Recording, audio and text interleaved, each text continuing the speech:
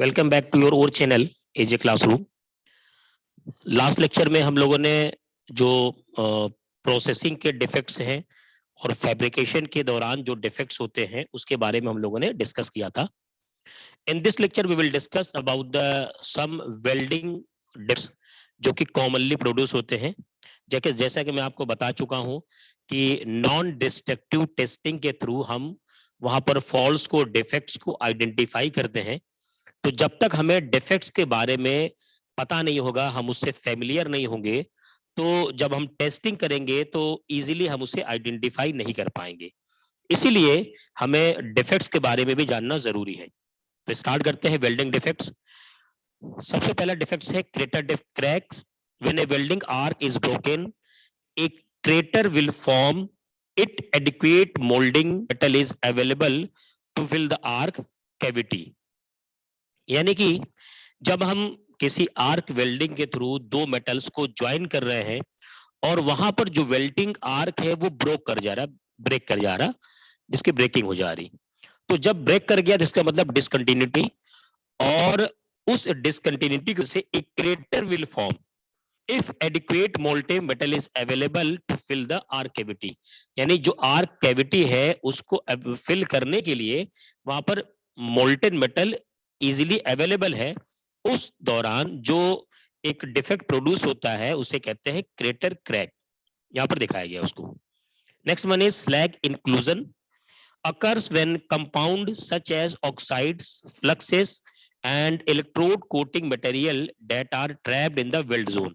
हम जानते हैं कि जो हम इलेक्ट्रोड यूज करते हैं उसके ऊपर कोटिंग करते हैं। कोटिंग करने की कई सारी वजह होती है उसमें, है ना, डिफरेंट मटेरियल की कोटिंग करते हैं। तो वो जो कोटिंग की गई, वो कोटिंग मटेरियल ही क्या हुआ, वहां पर ट्रैप्ड हो गया। उसकी वजह से क्या होता है, स्लैग का इंक्लूजन हो जाता है। ये देखिए डार्क शेड में दिखाया गया है, इसे कहते हैं स्लैग इंक्लूजन। तो ये एक तरीके का डिफेक्ट प्रोड्यूस हो जाता है वहां पर। इसके बाद इसमें जो तीसरा डिफेक्ट है उसको भी देखते हैं आगे। तब तक इसे आप लोग नोट कीजिए और साथ ही साथ इसके से जाते हैं डायग्राम के थ्रू शो करना जरूरत है, उससे अच्छे मार्क्स मिलते हैं, एक अच्छा रिप्रेजेंटेशन जाता है उसके थ्रू वहां पर। Third one is incomplete fusion.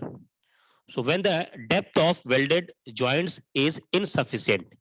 यानी हमने क्या किया कि जो जॉइंट हमें वेल्ड करने थे उसके डेप्थ ही हमने कम बनाया, वी शेप या यू शेप में जो बनाना होता है वो कम बनाया, तो वो जो इनकम्प्लीट फ्यूजन हो क्रिएट हो जाता है, उसे कहते हैं इनकम्प्लीट फ्यूजन। वो एक तरीके का डिफेक्ट प्रोड्यूस होता है। ठीक है, चलिए तो इसको नोट कर लीजिए। नेक्स्ट स्लाइड पर इसके बारे में और हम और देखेंगे कुछ और डिफेक्ट्स के बारे में। जो नेक्स्ट जो डिफेक्ट्स है वेल्डिंग का डिफेक्ट्स, वो है under filling. Under filling occurs when joints are not filled properly, है ना, कि जॉइंट को हमने प्रॉपरली फिल्ड ही नहीं किया। एक तो वो था कि भाई हमने इनसफिशिएंट कैविटी ही क्रिएट किया था, डेप्थ क्रिएट किया था। दूसरा ये है कि हमने प्रॉपरली उसे फिल नहीं किया, तो उसकी वजह से अंडर फिलिंग प्रोड्यूस हो जाता है। Fifth is under cutting occurs due to melting away of the base metal. यानी हमने जो बेस मेटल था उसको मेल्ट किया और दूर तक मेल्ट कर दिया, है ना, अलग ही मेल्ट कर दिया उसको, तो उसकी वजह से एक डिफेक्ट प्रोड्यूस हो जाएगा। Next one is laminar tears occurs due to shrinkage of restrained members in the structure during cooling। इसको ध्यान देने की जरूरत है।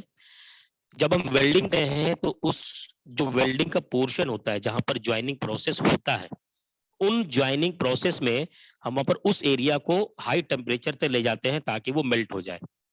अब वहां पर जब मेल्ट हो गया तो उसके बाद जाहिर सी बात है उसे कूल भी करना है, सॉलिडिफाई करना है। सॉलिडिफाई करने में उसकी श्रिंकिंग होती है, यानी मटेरियल वहां पर सिकुड़ता है। और श्रिंकिंग के वक्त हमने क्या किया कि उसे वहां पर उन मेंबर को एक टाइट स्ट्रक्चर के फॉर्म में रिस्ट्रेंड कर रखा है, यानी उसमें अब स्ट्रेस प्रोड्यूस हो जाएगा। भाई अगर कोई मेटल है, मान लीजिए ये मेटल है और ये मेल्टेड फॉर्म में है, हमने यहाँ पर क्या किया, यहाँ फोर्स लगा करके, यहाँ फोर्स लगा करके स्ट्रेन कर दिया और इसकी श्रिंकिंग हो रही है, ये सिकुड़ रहा है, ये क्या कर रहा है, सिकुड़ रहा है। तो जब ये श्रिंकिंग हो रही है तो यहाँ पर क्या होगा, यहाँ पर स्ट्रेस प्रोड्यूस हो जाएंगे। तो ये स्ट्रेस प्रोड्यूस होने की वजह से वहां पर लामिलर टीयर्स प्रोड्यूस हो जाते हैं यहाँ पर इसको। ठीक है, ये देखिए लामिलर टीयर्स हैं जो इस तरीके से शो किए गए हैं, आप इसको इजीली सकते हैं। तो यहाँ पर ये 6th डिफेक्ट था, छठा डिफेक्ट। उसके बाद आगे और डिफेक्ट देखते हैं हम लोग इसमें।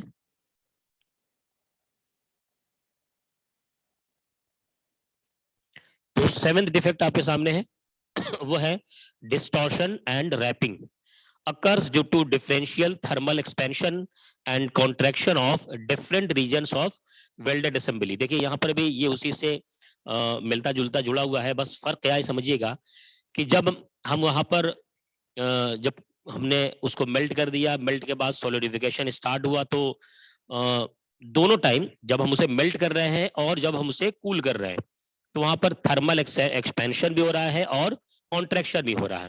अब ये थर्मल एक्सपेंशन और जो कॉन्ट्रैक्शन है वो अलग अलग रीजन में अलग अलग होगा, जाहिर सी बात है। एक तो पहली बात तो मटेरियल अलग अलग बीच में जो फिल्ड करना है वो अलग हो सकता है, एक वजह। दूसरा ये है कि टेम्परेचर डिस्ट्रीब्यूशन अलग अलग हो गया पूरी तरीके से, उसकी वजह से वहां पर जो डिस्टॉर्शन प्रोड्यूस होता है उसको कहते हैं डिस्टॉर्शन एंड रैपिंग। ये बहुत इंपॉर्टेंट है क्योंकि एक तो जब नाम है वो डिस्टॉर्शन और रैपिंग है, लेकिन वजह क्या है, वह है डिफरेंट रीजन में डिफरेंट थर्मल एक्सपेंशन और कॉन्ट्रैक्शन का होना, ये उसकी वजह है ना। तो ये इंपॉर्टेंट है, इसको ध्यान से आप लोग समझेंगे इसको, ठीक है। तो यहाँ पर ये लेक्चर कंप्लीट होगा।